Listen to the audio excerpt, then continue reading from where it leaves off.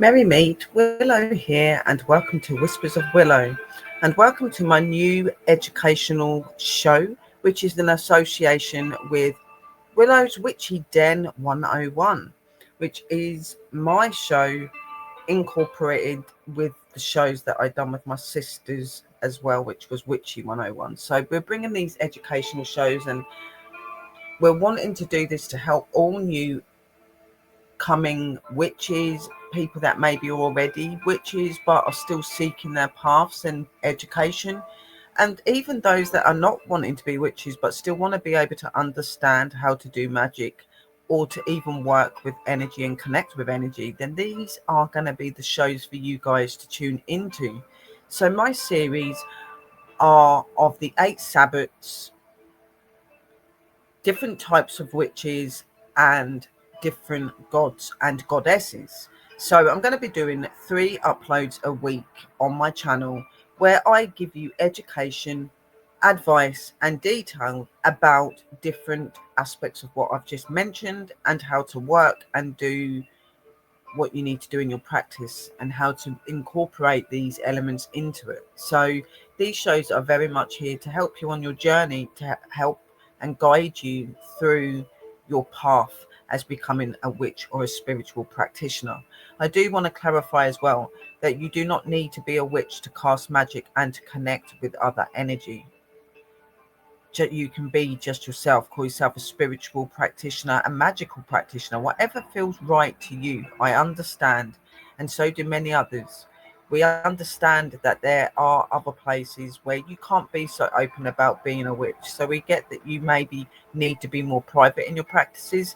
Go by the name that is what you feel is right. Anyone that is a witch and casts magic is within us. We don't have to necessarily say that we're witches.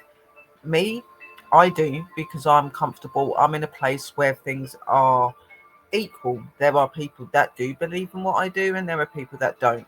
So I don't mind calling myself a witch, and I'm happy to stand in who I am, despite what people think. But I do understand there are other people out there that can't do that, and I respect that completely. Also, make sure that you do have your pens and your papers to be able to write down all your information, details about the topics that I share with you and I educate you about. So, obviously, today's show is about the amazing god Cernunoss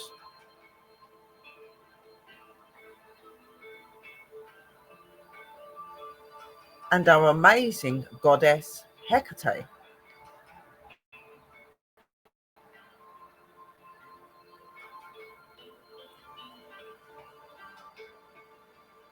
So, these are going to be the two that I'm going to be speaking about today.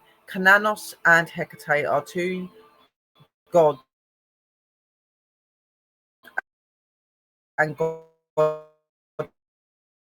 that I work with and have a very deep connect and reach. And I'm somebody that very much knows about how much they do get discriminated for what they are and what they do, and that they have been very much demonetized in their elements and their energies. But us witches that follow their energy, their way, bring and amplify just how amazing these deities are to work with.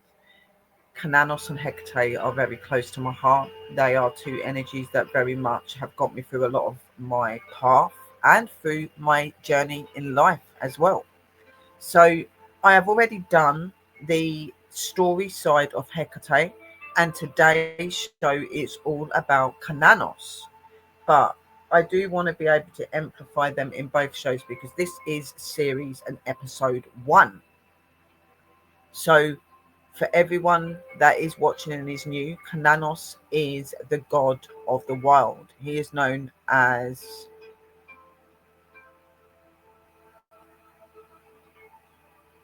the wild one, the horned one, the stag god. And he is also known as the god of wild and of nature. So he has a very strong, prominent play in witchcraft. A lot of us witches that are in the faith follow the very much elements, cycles, and ways of nature, the way that it works, the offerings and the gifts that nature gives us so that we can do what we do, so that we can live and so we can survive. So we celebrate those very aspects, and Cernunoss is really about that. He is also connected to animals. So he's a protector of the wild animals. He does work with us humans, but at the beginning, not so much. It was more that he would just work within his place, his realm, his domain. But over time, he's become a lot more popular in witchcraft and in magical practices. And over time, he's become more known of. Cernunoss doesn't have a lot of information or history behind him because a lot of his history and information was rid of or rewritten because of the concepts of what they believed he was. In the olden times, in the ancient times, a lot of people depicted Cernunoss to being Satan, and Cernunoss is not Satan. And this was for the reasons of the horns on his head, and because he was half man, and he had the the stag antlers, where the devil doesn't. But people very much misunderstood and characterized that as being the same sort of God and energy when it is not. So a lot of his information was rewritten or removed. And just through people's practices, people that were connected to him and knew who he was, that's how he's been able to continue to be in the public eye and to be part of the witchcraft today. A bit like Hekate, even though Hekate has got stories and stuff behind her. Um, Cernunoss does have little bits of artifact and stuff out there that kind of shows his existence once. Hecate, obviously, she is the mother of witches. She is the triple goddess. She is the goddess of the crossroads and different dimensions. She's a liminal goddess. She holds the aspects of the maiden mother, the crone. She is the key holder, so she opens doorways. Hecate walks the light and the darkness, not the light and the darkness as in good and evil, even though some people do depict her as being either good or evil. She is not evil. She just simply walks in the realms of the darkness where struggle and trouble and problems that we have faced dwells, and she helps you to deal with that, which is why she's also really good with working for shadow work. So these are the two gods and goddesses I want to share with you. There are going to be a number of different gods and goddesses. There's 8 Sabbats that I'm going to be speaking about, and there'll be 2 different types of witches each week as well. So there's going to be about 5 or 6 different videos coming out on 3 days of the week. And these videos are here for your purpose and for you to be educated. I will only be doing the gods, goddesses, and the witches that I am aware of and that I know about and that are popular, and the ones that I obviously work with come into the gods and goddesses. There are so many types of witches and there are so many different types of gods and goddesses. It would just take simply too long to go through all of them. So I am only going to amplify and talk and give you education on the ones that are known to be popular within the craft. So tonight is all about our amazing god Cernunoss. So I'm going to have this camera off. I'm going to have some pictures of him up, and I'm going to give you the story behind Cernunoss. That's also got some information and some facts and even some ritual bits that you can do for him as well. And then you will have to tune in to part 2 of this show, which will be where I talk to you about Hekate and Cernunoss and their links to the craft and how we work with them in the craft and the things that they represent. Okay, so let's get on to the story about Cernunoss, and I hope that you enjoy this video. And blessings to you all, and thank you for joining. I very much appreciate you being here.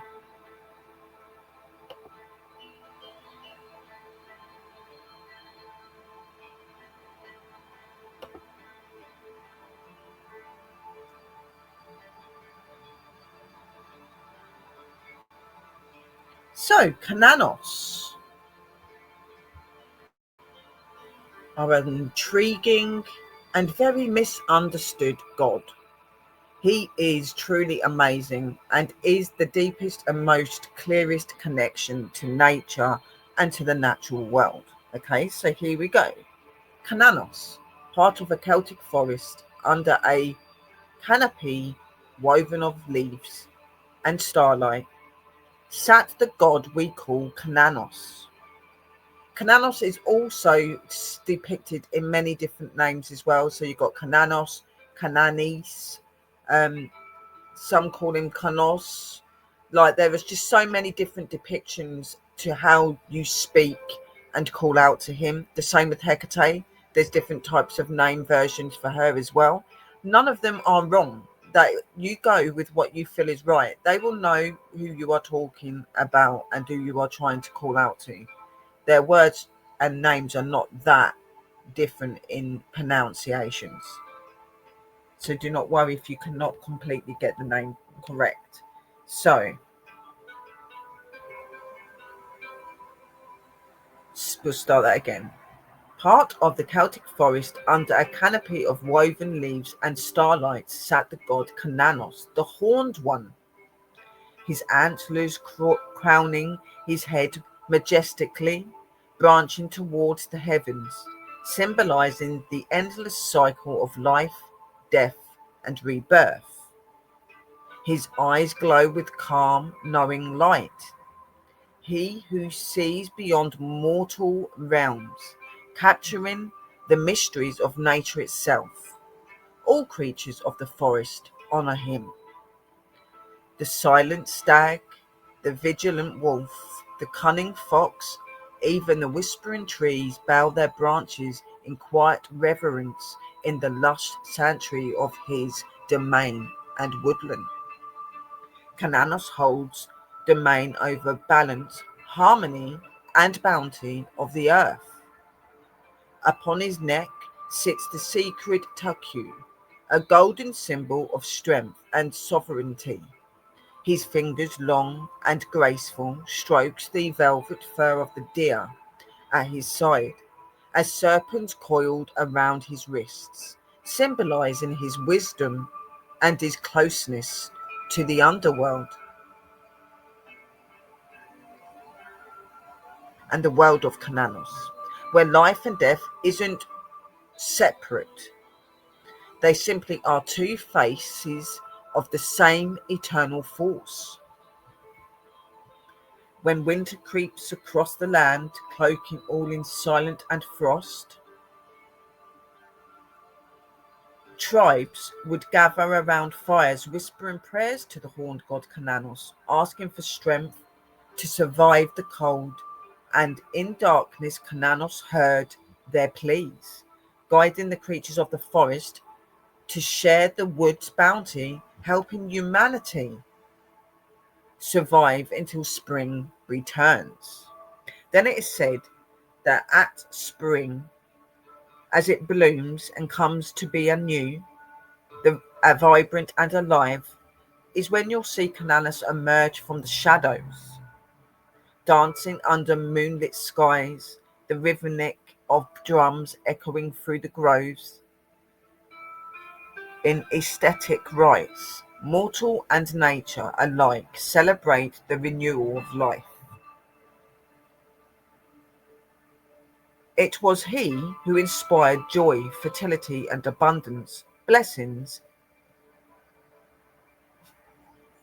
He would bless their harvests and their families, yet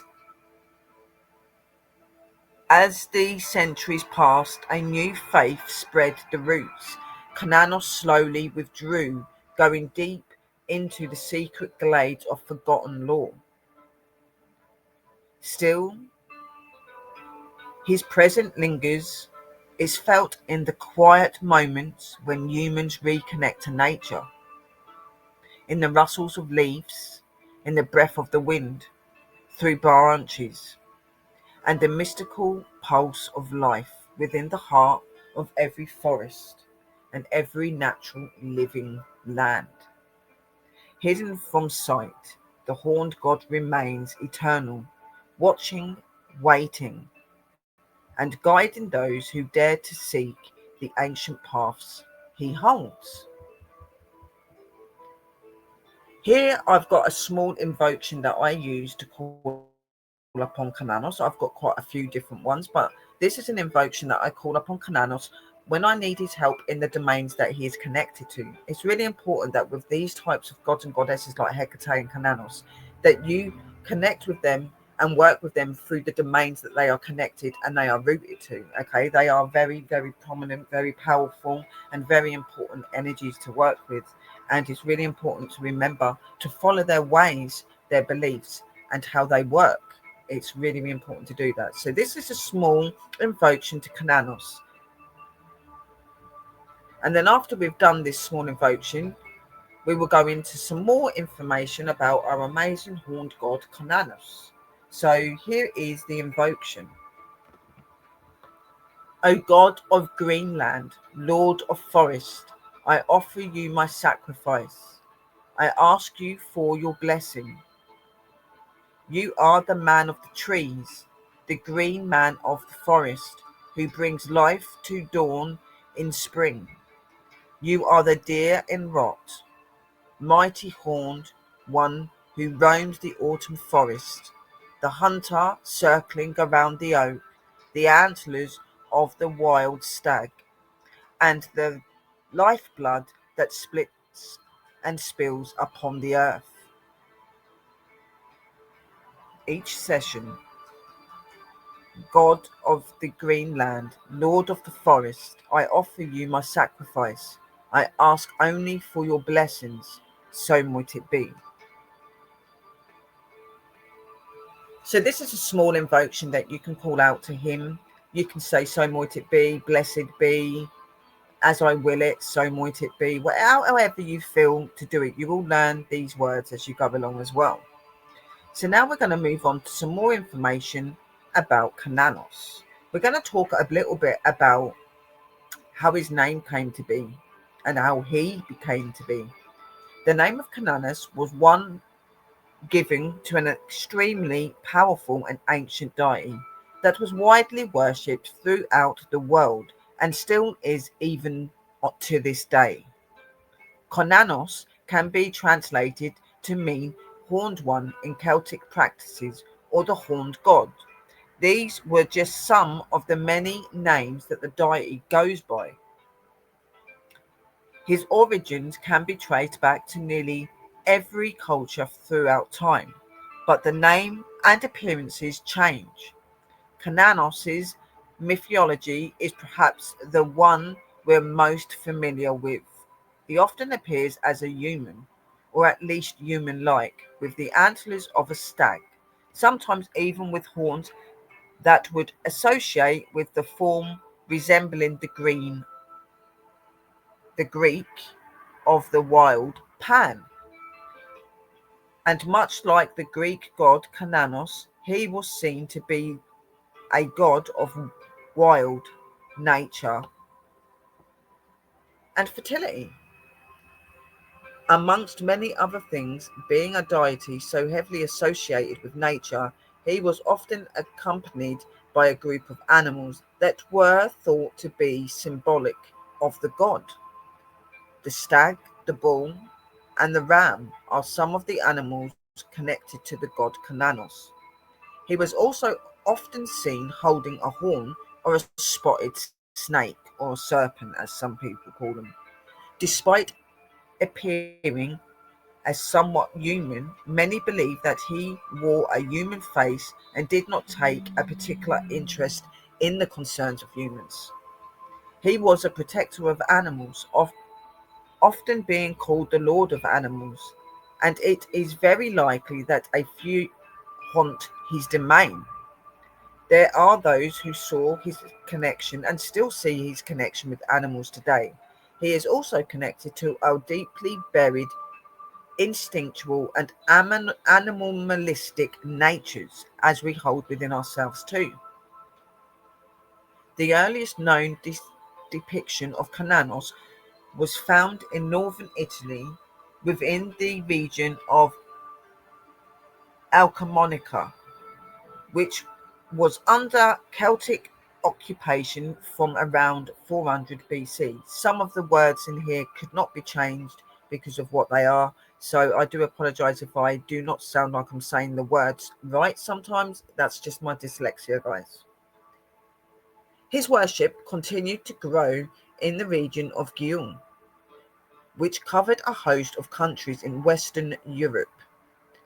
And the image of the horned god can even be found in the French capital of Paris, while digging under the cathedral of Notre Dame. Notre Dame. An ancient pillar was found. It was named the Pillar of Boatmen, and it contained 16 carvings, images from the Greco-Roman pantheon, as well as some Celtic inspirations. There is a carving of a man with horns, which has led many to believe that it was indeed the horned god Cernunoss. There are those who would argue that the image could have also been a depiction of the green god Pan. Its fertility, it's fairly difficult to read because of the tablet's age and the erosion and damage caused over time. But inscribed above the image in Latin, in the word "enyono", which we can assume refers to the Celtic inspiration of the horned god. It's impossible for us to completely be able to identify if it is him, but many do believe it's him, and that is part of the practice that we go by, that is him on that. But he's also on a silver chalice, silver cauldron as well.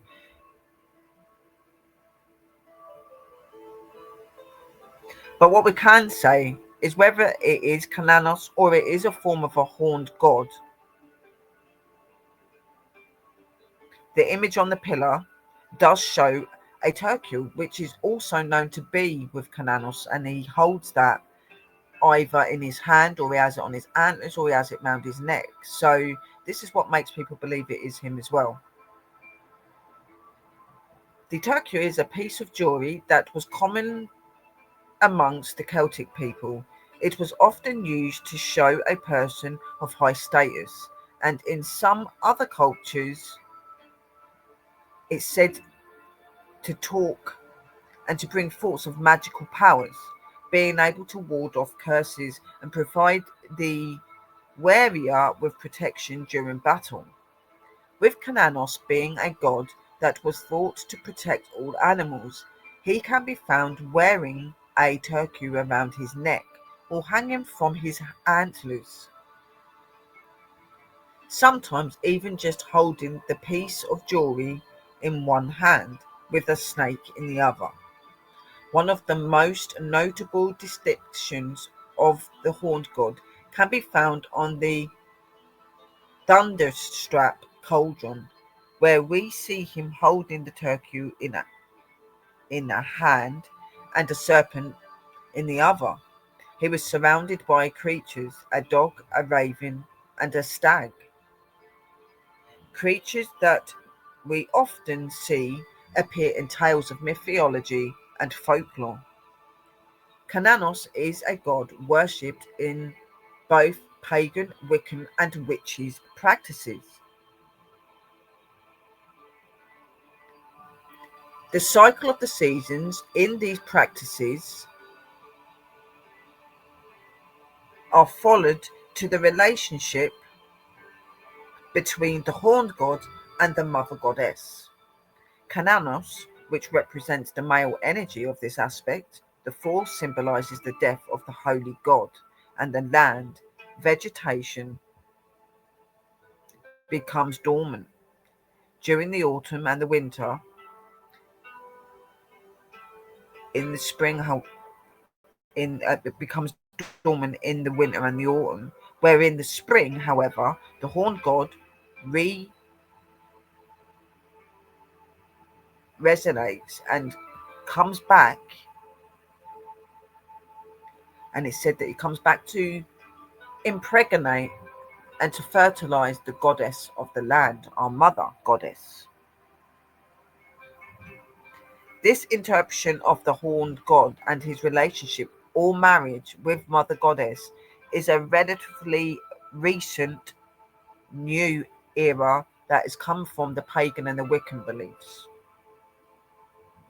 Concepts and most likely not are collaborated by the Celtic people. The ancient Celtic people would have seen and worshipped Cernunoss in a different manner. They would have often attempted to commune with the god, seeking to receive some of his power, dressing themselves in animal skins and adorn in skulls to honour the fallen wildlife. There are theories that the Celtic inspiration of the horned god could have evolved into what the pagans believed to be the Green Man, a spirit associated with nature and man's realms of the cycle of growth that comes within. The Green Man sometimes appears as an ordinary man covered in leaves, but sometimes he takes the form of a walking tree, similar to the race of ants that we see in Tolkien's Middle-earth. Cernunoss is a very misunderstood god for several reasons, naturally because of his home and the association and depictions of a large erect Perphilius image of Cernunoss can be misinterpreted as a symbol of Satan. Within Christian church, not taking kindly to the worship of the deities, they quickly labelled the pagan worship and Cernunoss's worship as the devil work, and they did this to the best that they could, and they tried to discredit all the aspects of the horned god, the creator. They would constantly compare him to Satan as an attempt to make it almost impossible to distinguish between the two. The deceptions of Satan and the time includes horns that resemble the Celtic deities.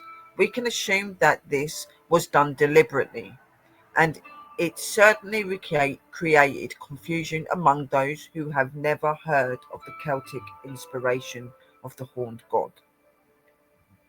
There are some accounts that associate Cernunoss with the underworld, being somewhat of a guide to the dead. He was able to move amazing sleek and grace, being able to walk through thick things and wood without being seen or heard. It's likely the way that he moved that made people consider him being otherworldly, and those he was thought capable of even though he was thought to be capable of walking between the veil, he is there to separate the realm of the living from the realm of the dead, but also to connect us when the times are right. He was known to help guide the dead from their previous lives to their new one, where he encouraged them to continue the pursuit of wisdom and happiness. Cernunoss has been seen as a prosperous god, which ties in with his association with the Yule season.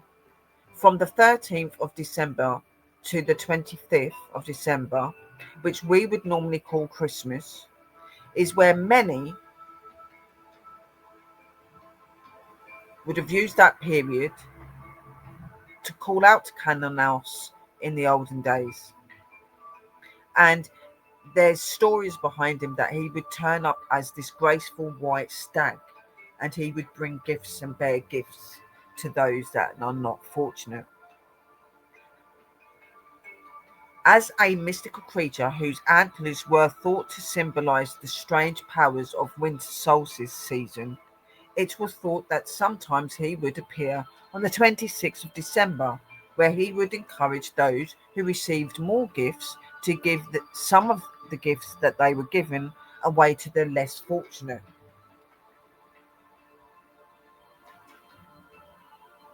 To be honest, there isn't much, if any, Celtic literature surrounding Cernunoss's existence, and apart from the tablet and the cauldron that he is said to be on.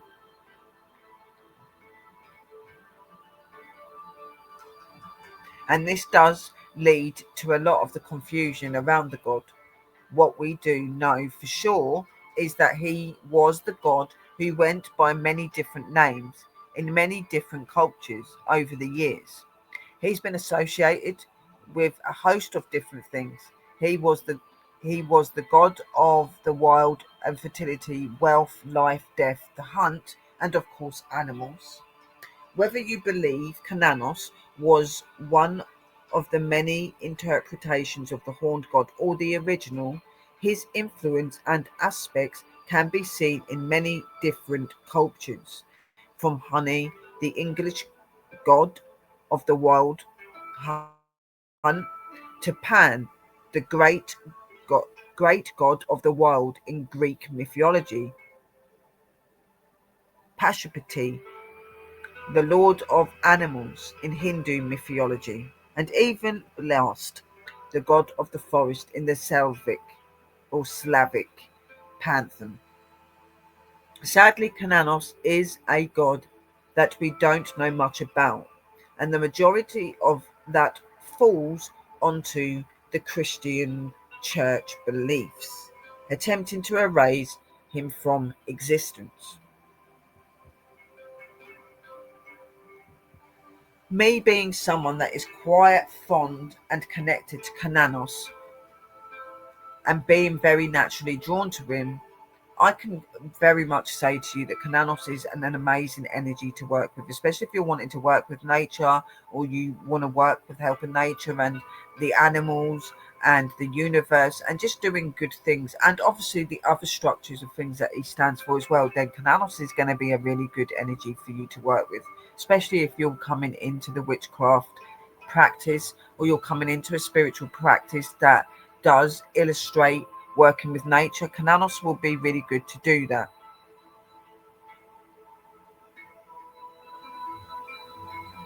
Cernunos' spiritual significance in the craft do come from the pagan and Wiccan practices, but are also practiced by fellow and solitary witches as well.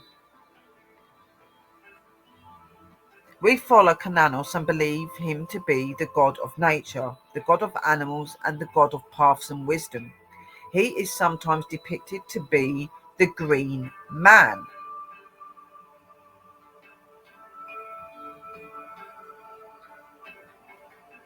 But in some faiths and practices of the craft, we believe that Cernunos and the Green Man, also known as the Green King, are actual separate deities. I very much believe in that.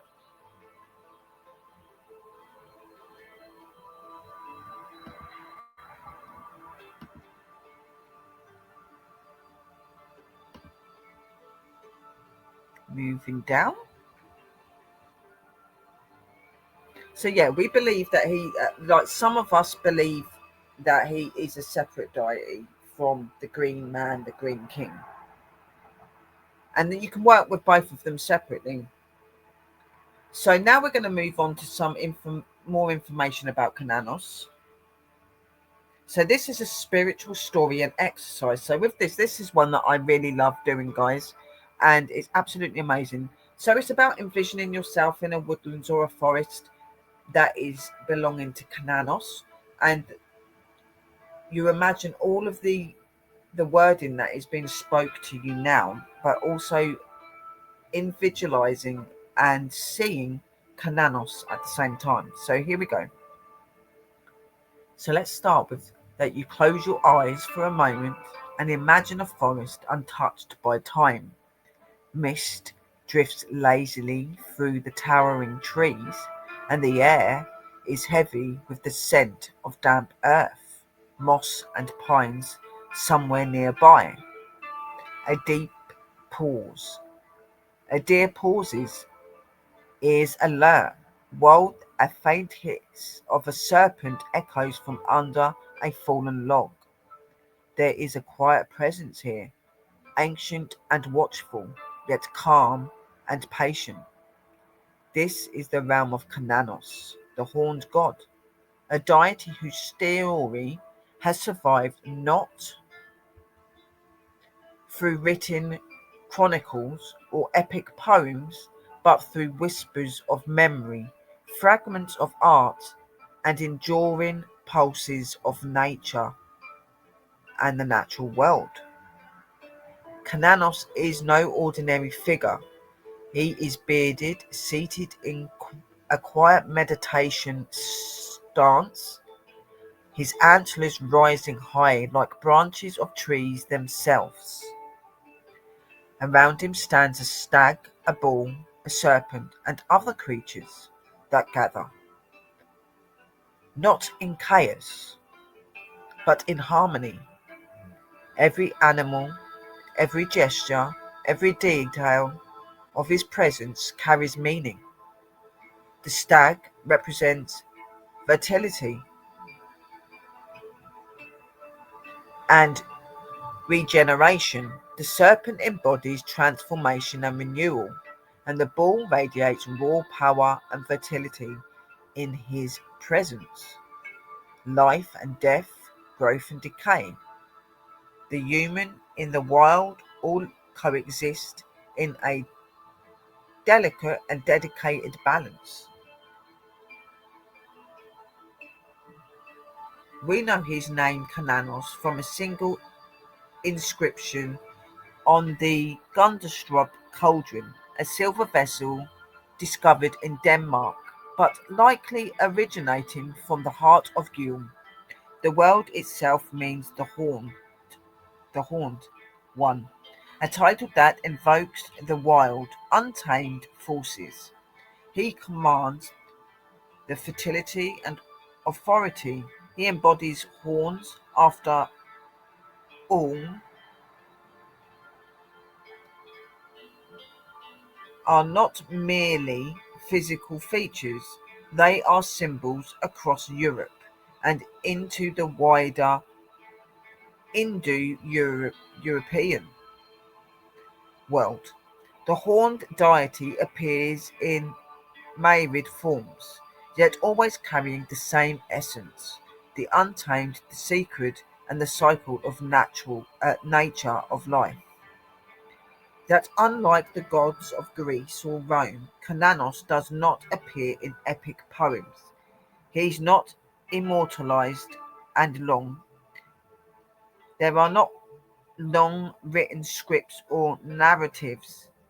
His mythology was oral, whispered in the groves and the forests, shared in the flickering of lights of fire, and in the quiet of misty mornings.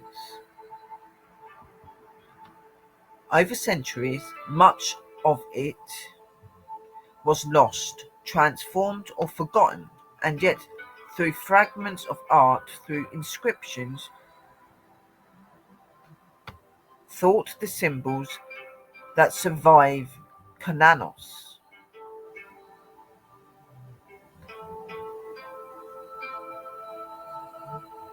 Cernunoss speaks to us still. He is a god of fertility, not only of humans, but of the land, of forest, of rivers and streams. He is the guardian of life cycles, a deity whose presence reminds us that everything is connected, the living and the dead, the wild and the cultivated, the ordinary and the secret. In this story, we will step into, excuse me, because I have wrote everything down, guys, so I'm having to keep finding my area.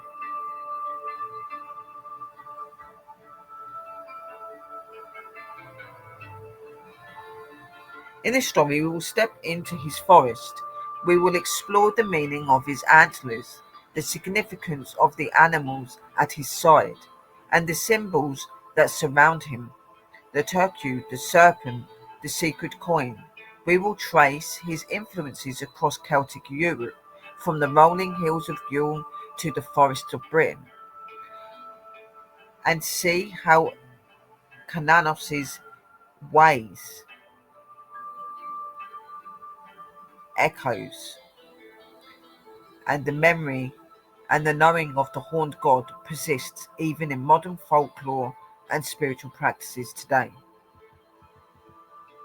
Cernunos is also a liminal figure existing at thresholds. He moves between worlds, between life and death, between human and animal, between the wild and the cultivated. His posture, often meditative and cross-legged, suggests a consciousness attuned to the rhythms of the natural world.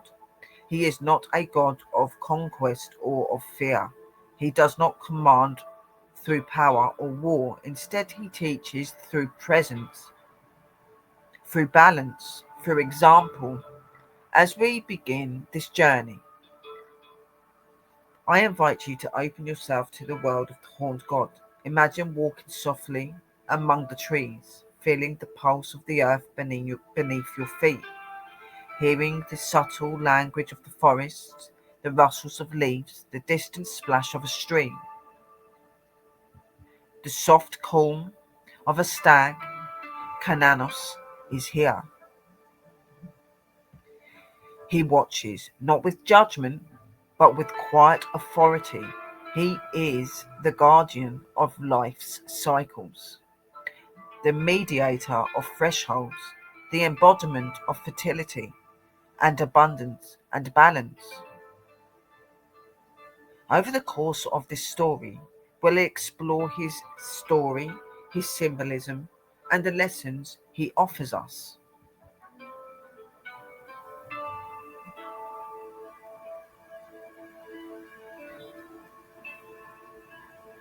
Cernunos' presence is powerful.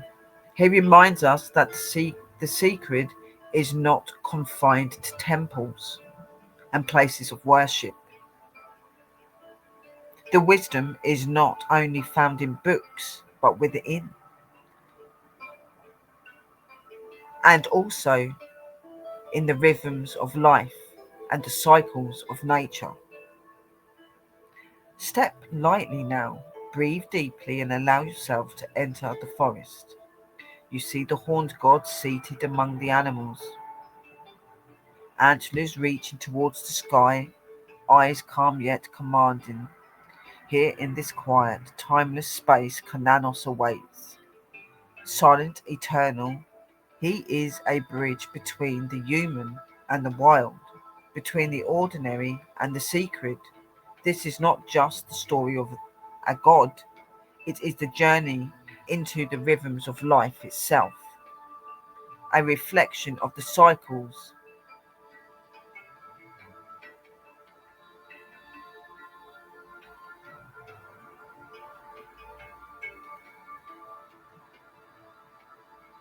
I'll start from this bit again.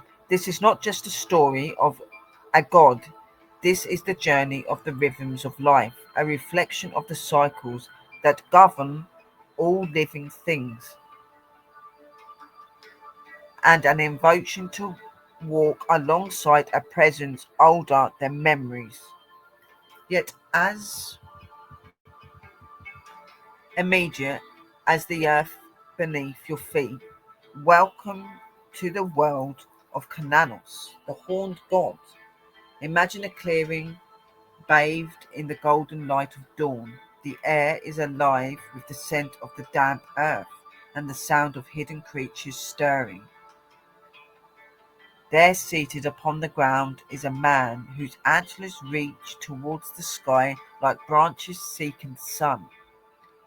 His beard is thick, streaked with grey, and his eyes hold the calm authority of one who has witnessed countless cycles of life and death.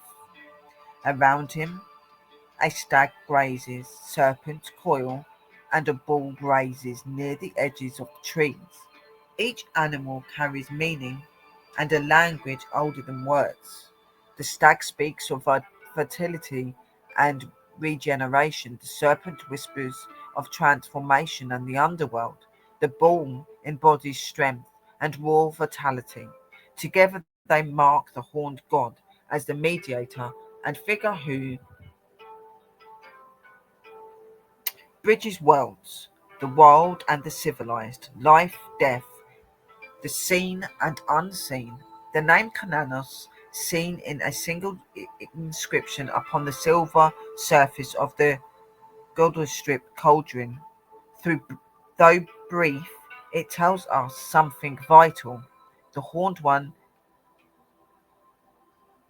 in the simple rise of antlers, in the carved of the horns, we understand his essence.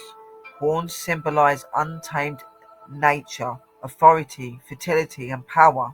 Across Europe, from the forest of Guil to the hills of Britain, images of horned figures appear, suggesting a shared archetype vision of divinity rooted in the earth and in the cycles of life. The cauldron itself is a story frozen in silver. Cernunoss sits cross-legged, a turtle in one hand and a serpent in the other.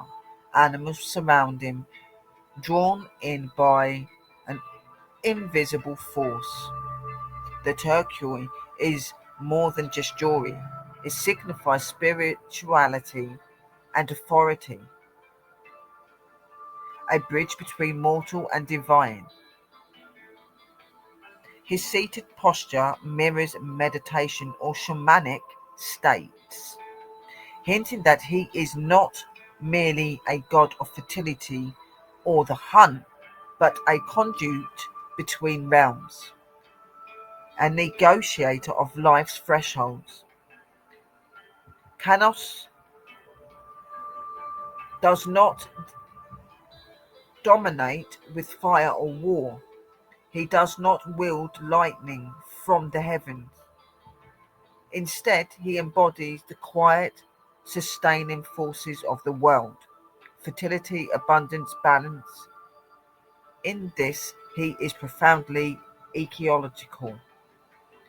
His domain is not the city or a place, but the forest, the rivers, the herds, the cycles, and the seasons of the natural world. To understand Cernunoss is to understand that life thrives through harmony, not through conquest. He is a liminal figure, considering the serpent in his hand shredding its skin, a living testament to transformation. Consider the stag at his side, antlers rising and falling with the rhythms of forest, simultaneously strong and vulnerable in one. He embodies the thresholds that humans must navigate. The line between civilization and wildness, the line between life and death, the ordinary and the sacred. Cernunoss is also a god of abundance, though not wealth in that sense of coin or treasure. In riches,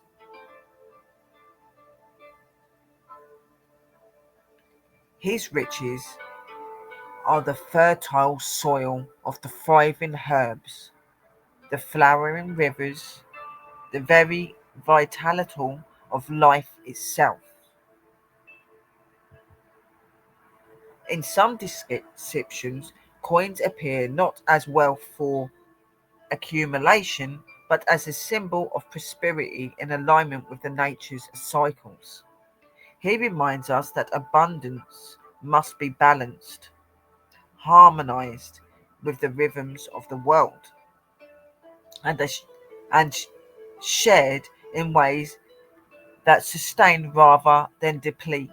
Across Europe, echoes of the horned god appear: Prunus in Rome, Pan in Greece. Horned, wild, vital, and wise, yet Cernunoss is unique, symbolizing those roles into a singular figure of authority, fertility, and meditation. He does not merely watch over the wild, he governs its cycles, ensuring the continuously coming of life itself. In stone reliefs across Gules in Britain, he is constantly depicted as a calm and commanding, antlers raised, animals around him. His worship took place not in grand temples but in groves, in places where natural and sacred converge. This is no coincidence. Cernunoss is inseparable from the natural world and the land. To honour him is to honour the forests, the rivers, and the creatures that share the world with humans. Even in Celtic fandom, he occupies a unique niche. He's not the sun, not the sovereign, and not the god of war. He is the symbolizing presence of the guardian of cycles, the mediator who ensures life continues according to the natural order. To modernize, you may find this to be mysterious, but in his times he was essential, a spiritual guide, a reminder that survival deepened on understanding and respecting the rhythms of the earth. Over centuries, Cernunoss' image, in essence, Perseus, persists in folklore. He appears in disguised forms.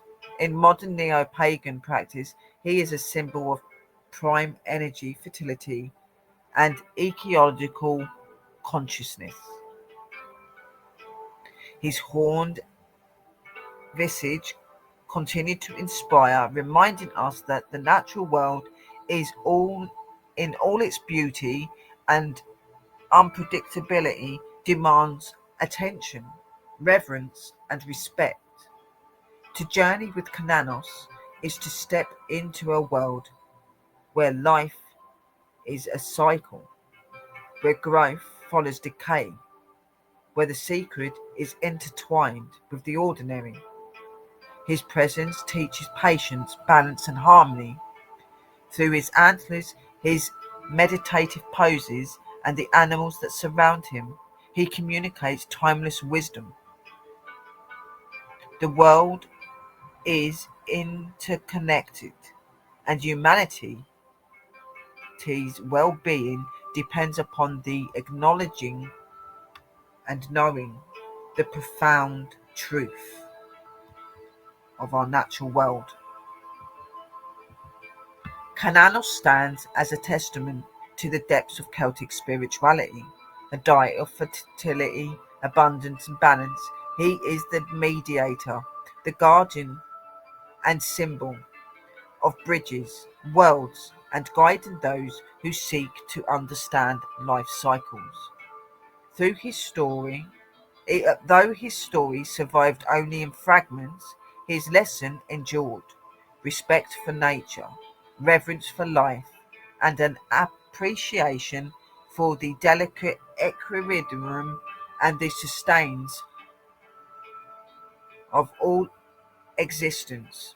In every forest, in every river, in every living creature, Cernunoss is present.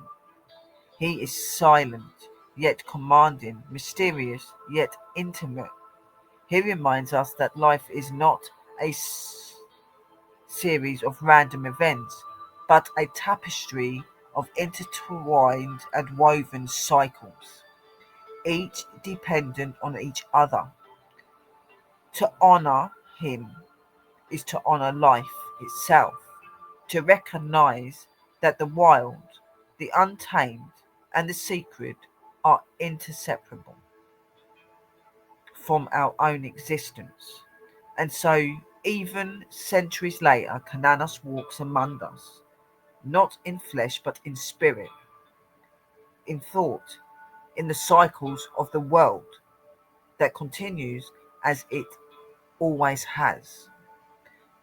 Through the centuries, though the centuries have left only fragments of his story, His presence endures in the forest, the rivers, the animals, and in the cycles of life that surround us every day and within us.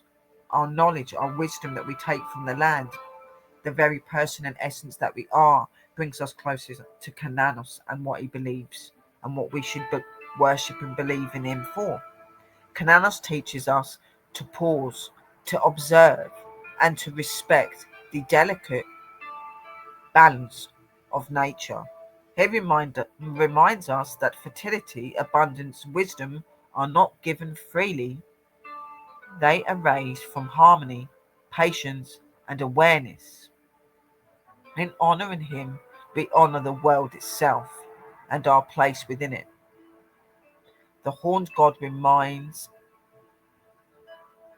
us and remains a bridge between humans' understanding and the mysteries of the natural world. A timeless symbol of fertility, abundance, and balance, he is the eternal witness to life's rhythms, the silent guide through the forests of existence, and a reminder that all things visible and invisible are connected.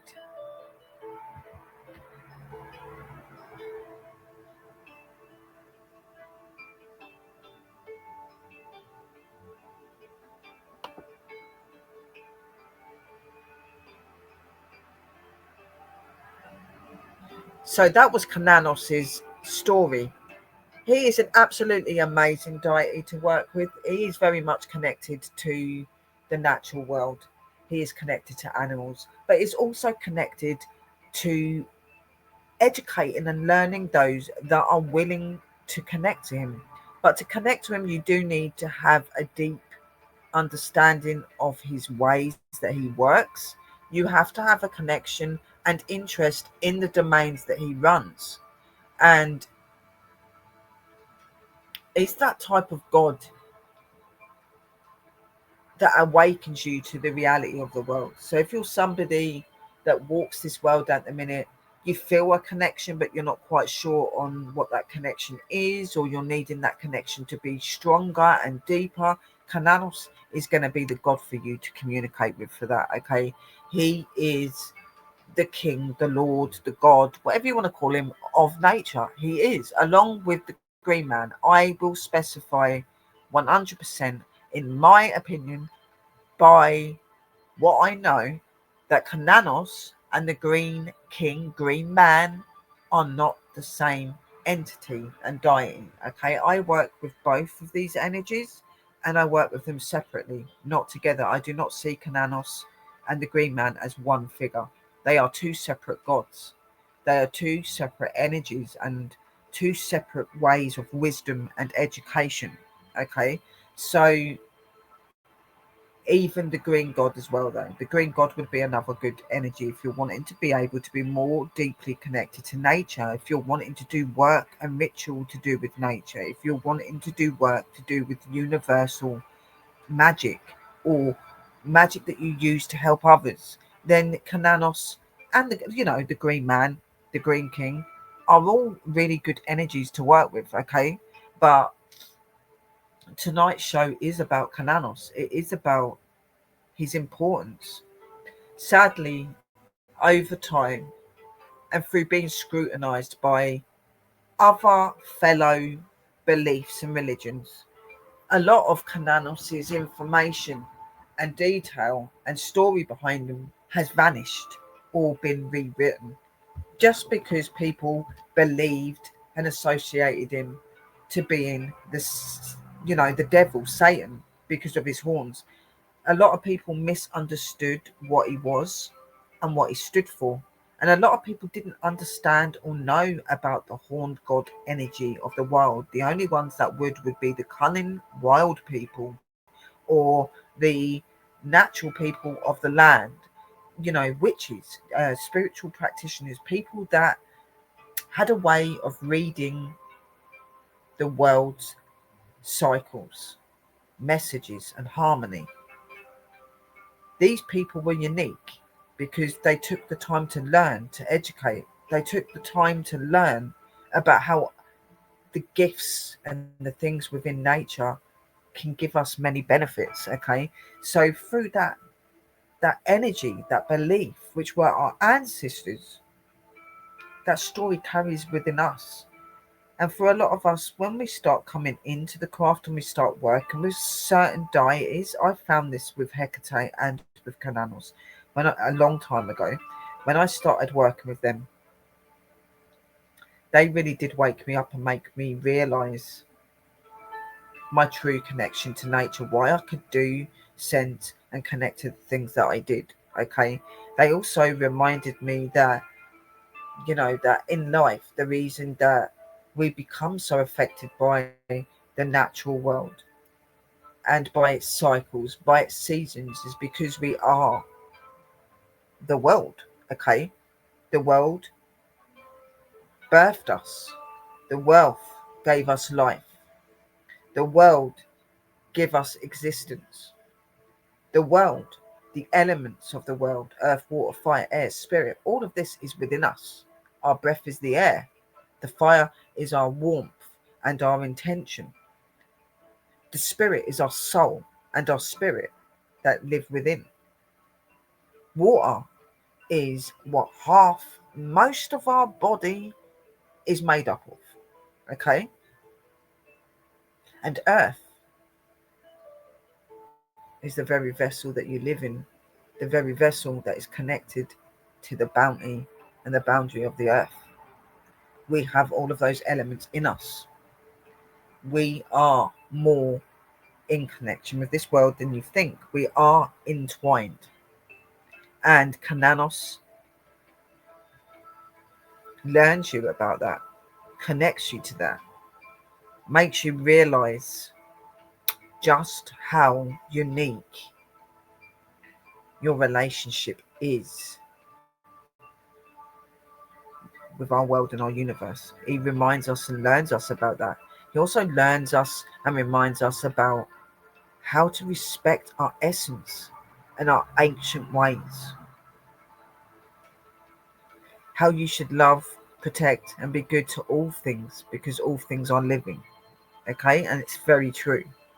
Hecate, in some ways, does do things like that, but she's not really a nature-based spirit. Even though she does do some things through nature, she's not a nature-based spirit. Apart from the underworld part of her, she's more the underworld. She's the stars, moons, all this sort of stuff. You know what I mean? She's got a lot of different connections to her. She is one of these goddesses that's got so many different essences and openings to her that she is many things. Okay, and she is one of a kind. Yeah, and Cernunoss is pretty much the same way when it comes to nature. He is one of a kind. He is most definitely the energy to work and to understand that essence of our world. Okay, along with all of the other domains and things that he works in.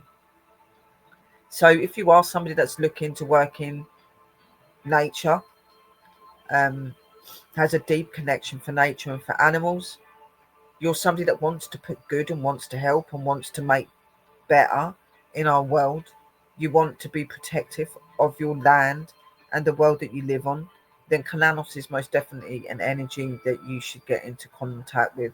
And I'm telling you, you will learn a lot of stuff from him. He will awaken you. All of your gods and goddesses that you come into communication with will awaken you in different ways. So that's why it's really important to be able to research, study, and look into these elements of deities, because whether you decide to work with them or not, in the future, people in your family may want to, or you may choose to walk in and start working with deities in the future as well. Having that knowledge, that understanding there will make it a lot easier for your practice. Okay, and because even when we do our magic and we do our castings and we do our spells for specific things, like for instance, I am very much connected to nature, so I do a lot of spells to help nature, to help growth, help the abundance of nature, things like that. I do a lot of those spells, and for some that don't have deities they directly work with, you're still going to be working with the deities of that land. Okay, so having that understanding of all of your gods and goddesses are important no matter what. Whether you're going to directly call out to a god and goddess or not, it doesn't matter. If you're going to be doing magic and you're going to be casting spells and you're going to be working in certain domains, then having that knowledge of different energies that connect to these things are a good way to start. Okay, so I hope that you have found this story of Cernunoss interesting. I hope that you do find the story behind Hekate interesting as well. And please make sure that you tune in for part 2 of Cernunoss and Hekate, where I will be talking to you about how you can work, connect with Cernunoss Hekate in your craft, in your magic. You will learn more about who they are, what they represent, and how you can honor them correctly and have them in your daily life. So please make sure you tune in for part 2. And from Willow, lots of love, light, and blessings. And thank you for watching. And I hope that you have come to find and to understand our God, Cernunoss, and that it's opened you to wanting to know him more and to grow more with him. And I hope that it's also helped you to take away some of that negative way that is spoke about him. Okay, he is not Satan. He is not the devil. He is not evil. He is a god of the wild. Okay, so lots of love, light, and blessings. Thank you for tuning in. And please make sure that you keep looking out for the rest of my shows that are going to be over the week. Please also look out for Sister Drew's show. She's going to be bringing some education about different tools and ways that you can work with these tools to do with your altar, and also talking to you about divinization as well. So this is going to be linked and part of these educational shows, just done separately by both of us and some of it together. So I hope you've enjoyed. Lots of love, light, and blessings, and continue to do your studying and your research, and always make sure you've got your pens and papers, guys, so you can get all this useful information down. And I will see you all very, very soon. Love, light, and blessings, and a merry parting from Willow. Talk to you all very, very soon. Blessed be.